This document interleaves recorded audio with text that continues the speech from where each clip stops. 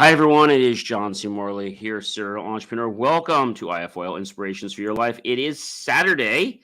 Yes, April 27th, 2024. And that means because we're on a Saturday, we're starting with a brand new master topic, which we'll get to in just a second. But I want to thank you for being here. Whether you're here at 11 p.m., 11 a.m., 3 a.m., 3 p.m., 6 a.m., 6 p.m., it doesn't matter. Thank you so much for being here. I really am very grateful for all of you that decided to continue to watch my great content and make the choice to incorporate it into your lives.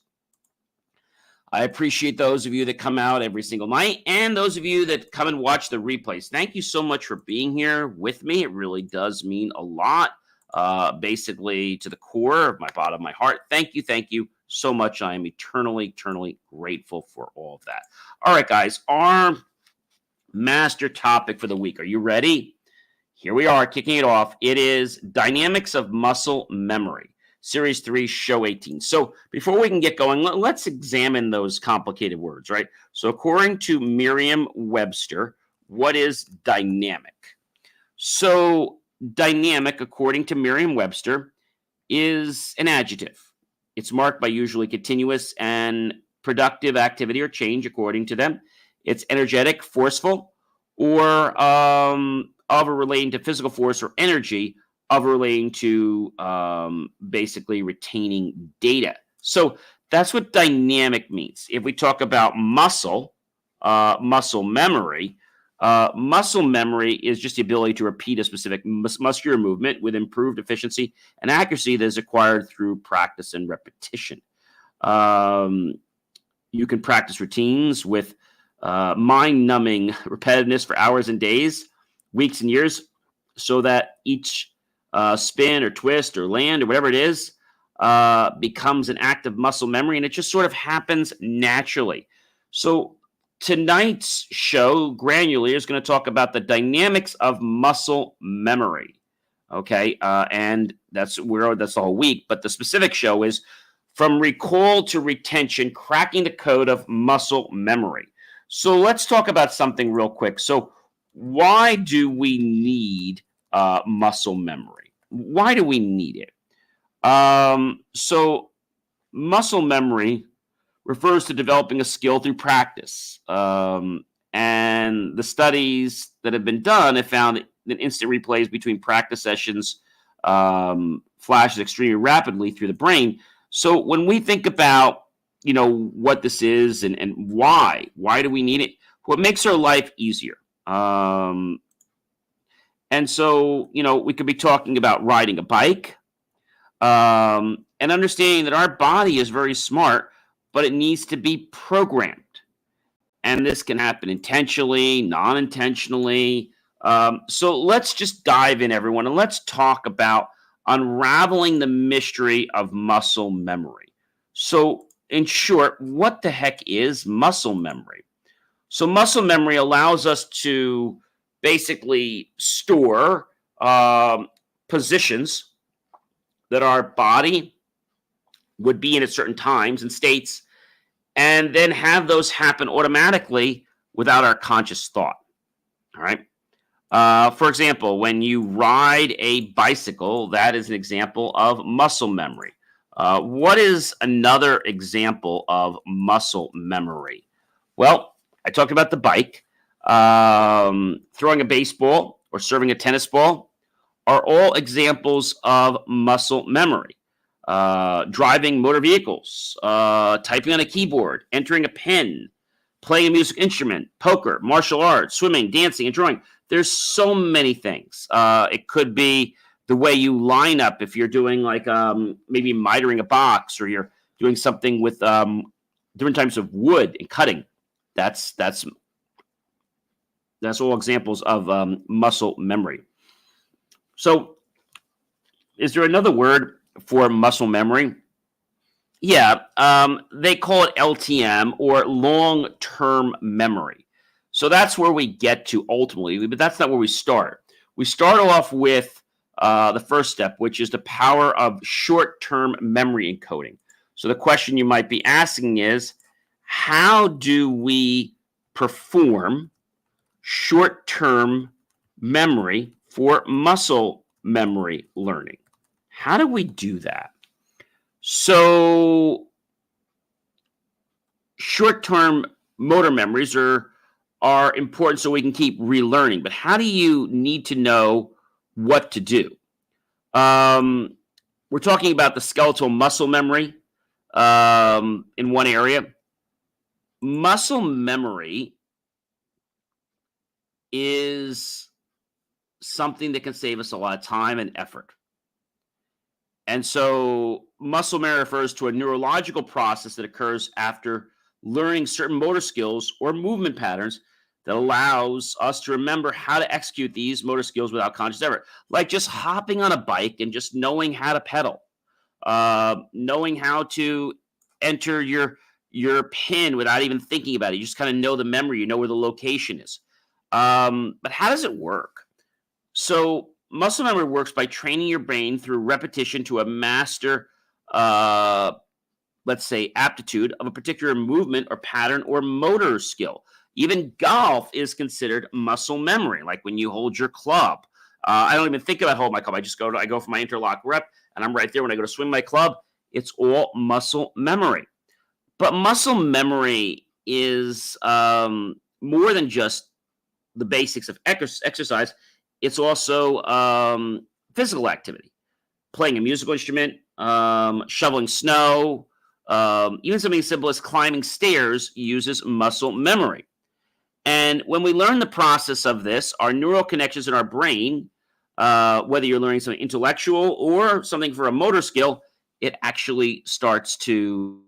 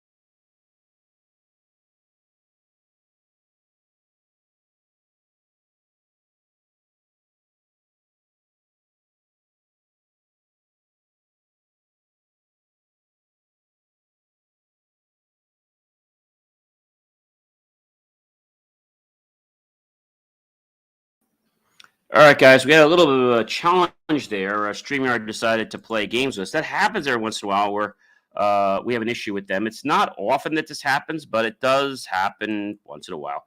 And so we were talking about the power of short term memory, which basically is us doing the same thing over and over again and creating that effect that program, if you will, in our brain, in our bodies. And so short-term memory conditioning, I mean, it takes time. It doesn't just happen overnight. This is the first thing I want to share with you. And so if we can appreciate what short-term memory is, I know that has to be done an awful lot of times. We can know why something is happening a certain way, right? We can understand the why. Can we understand the how? I think we can. We can definitely understand the how. And so knowing that this is a part of life, I think it's going to help you get excited about something that you didn't even realize you had the power to do, which is to condition yourself to become more efficient, to create certain motor conditions in your body automatically. So we have something called the short term, which is very volatile and can break down. And it basically encodes into our brain what's going on by what we're doing. And what we have to do with this is to basically adapt an ability to learn and, let's say, process something consciously several times. And then after we've done that, it goes into short. Then we have something called LTM, or long-term memory. Okay. So long-term memory is the other part of this. And we call it nurturing long-term memory encoding stage. So strategies to enhance long-term memory allow us to retain visible skills. So the question you might be asking is, John, how do we facilitate, it's probably a good way, LTM muscle memory? How do we do that? Well, the thing is, obviously, once we've done short term, then we're able to go to the next stage, which is the long term. And so LTM, which is what we're talking about, is the next stage to making it be permanent. Okay. And thinking about that and thinking about how this works, we have to nurture it. Muscle memory is it's not a memory of the muscle, but a memory in the brain of certain muscle movements. So they're stored.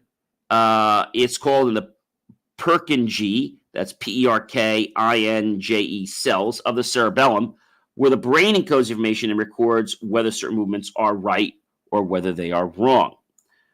So how long does this take? Well, the onset of training takes 2 to 4 weeks to develop neurological adaptations. And yes, you do get sore, but the primary adaptation during this period is neurological. Following this is the primary cycle of the injured muscle repair cycle. And the repair phase is where the muscle memory is actually developed. It's kind of like feeling like it burned into you. So the question is, how do we move on to stage 2, which is LTM? How do we move on to that? So stage 2 is a little harder. Yes. So how do we train stage 2 of LTM? And so the full process takes a lot longer. When long-term memories form, the hippocampus is able to index them and pull them up at a moment's notice from the working memory and begin to change the brain's physical neural wiring. So how do you make information go to long-term? That's really the question. So to move from your temporary working memory to your long-term memory, 2 things need to happen. The concept should be memorable and it should be repeatable. So it's one thing to get it in the short term, but now the short term knows how to do it and keep doing it. And then if you keep doing it, eventually it'll transfer over to the long term. And that is really cool. So this entire week, we're going to be talking about the LTM. We're talking about the dynamics of muscle memory, why it's so important, and also the fact that most people don't even realize how it works. And sometimes what I found out is that if you actually know how something works, you could be more efficient at something because you actually understand the process. Now, I know some people might disagree with me, But the thing is, the one stage of muscle memory, which we talked about, is the short term, is very fragile.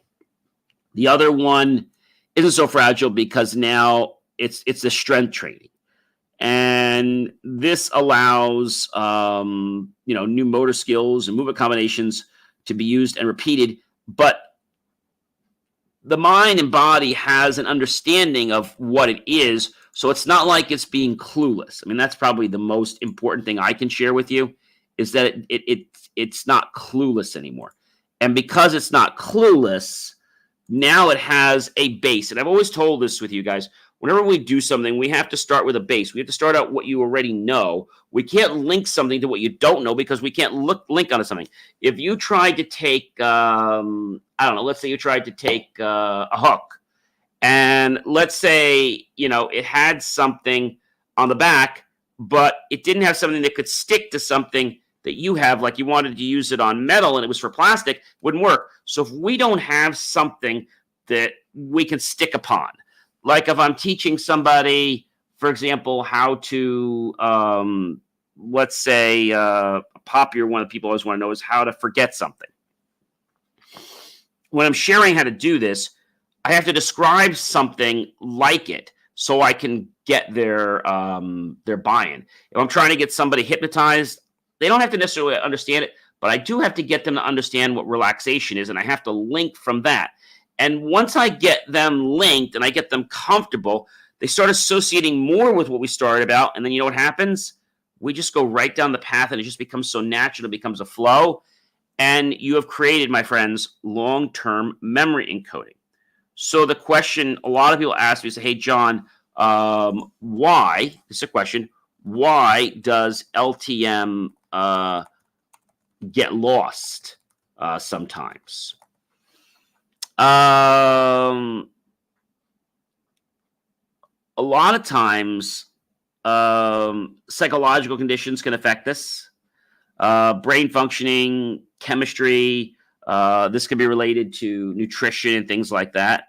And so when we have these mental health conditions, long-term memory can be severely degraded. And so forgetting information from the STM, which is short-term memory, can basically trace back to decay and displacement. Forgetting long-term memory can be explained using theories of interference, retrieval failure, or lack of consolidation. So how does LTM memory last? It's really simple. Information stored in long-term memory can stay in the brain for a short while, okay, a day, a week, or last a lifetime. What you have to do is keep practicing. You have to keep stroking it. And when that happens, you keep doing it. So an example of long-term memory, how to ride a bike, important life events, knowledge about something. If you were practicing to do a dance, or I remember when we had to do pomp and circumstance in graduation the first time in grammar school. Of course, it seemed easy, but there was a whole process to where I needed to be, what step needed to go forward, and there was this whole thing. And so when you can associate something with a feeling, with senses of the body, like hear, see, touch, taste, and smell, we are more likely to put that into something that is not going to be forgotten because it has something with it. And when it's pleasant and when it's pleasurable and when it's able to help us want to relive that moment, it's like magic. But it's not magic. We remember things that are silly. We remember things that we have fun with. That's why we always say make education fun. Not just because we want people to have fun, but it's been shown that when we have fun, we learn more. There's more stimulation in our brain. The chemicals are released, and this helps us to memorize things, right? I was telling a friend the other day how to remember something like a list going to the store. And I described this. He's like, does that really work? So let's try it on you. We tried it. He's like, come back. He's like, oh yeah, I guess it does work.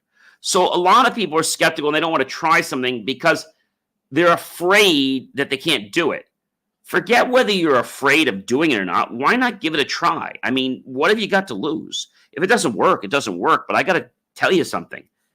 It will work. Believe in it. Believing is the key to achieving. Ladies and gentlemen, you know who I am by now. Of course you do. If you don't, I'm John C. Morley, serial entrepreneur. It has been an amazing privilege, pleasure, and honor to be with you this fantastic Saturday evening as we almost coast into April 28th, which is Sunday. I hope that you understand, and I hope you appreciate this week, that as we start going from recall to retention, and together we'll crack the code of muscle memory, but we'll also start understanding the different dynamics of muscle memory and how this can help you become a better version of yourself. Have yourself an amazing evening, everyone, and I'm going to catch you when? You know what? Yes, I'll catch you tomorrow. Take care, everyone. And, of course, be well, and I hope you guys really enjoy the topic because this is something that could change your life.